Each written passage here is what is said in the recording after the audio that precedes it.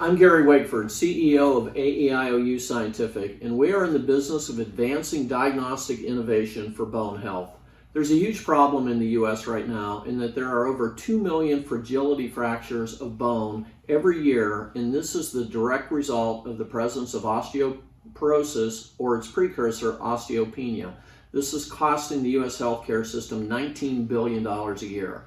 This is particularly a huge problem in our female population. From the age 50 on, 1 in 2 women, or a full 50%, will experience a fragility fracture.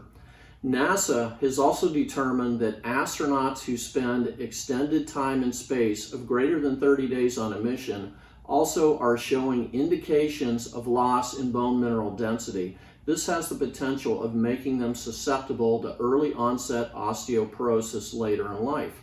Current technology cannot accurately identify who is at potential risk of fracture.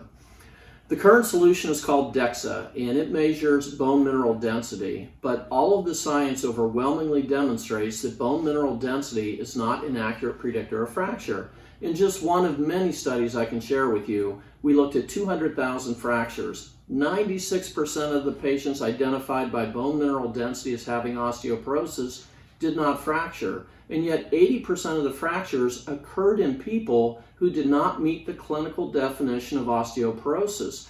This tells us that we're measuring the wrong parameters. The solution comes out of Ohio University in Athens, and it's called cortical bone mechanics testing. Cortical bone mechanics testing very accurately measures cortical bone stiffness. In fact, we do so with an R-squared of 0.999. We also have been demonstrated that there is a very strong correlation between cortical bone stiffness and cortical bone strength. We are confident that we can use these two parameters to accurately identify people at risk. Now, there's a huge market opportunity in addition to helping our astronauts. We're in the process of raising $1 million in seed funding to start initially selling into the research use only market. We will use the data gathered there to support our initial FDA application, which will open us up to the $650 million US clinical market, and we will use that data to secure our CE mark to open us up to the $1.2 billion market globally.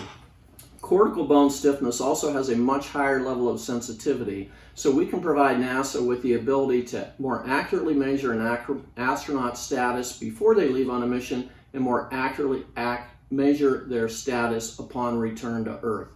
So please, as we move forward, help us help you.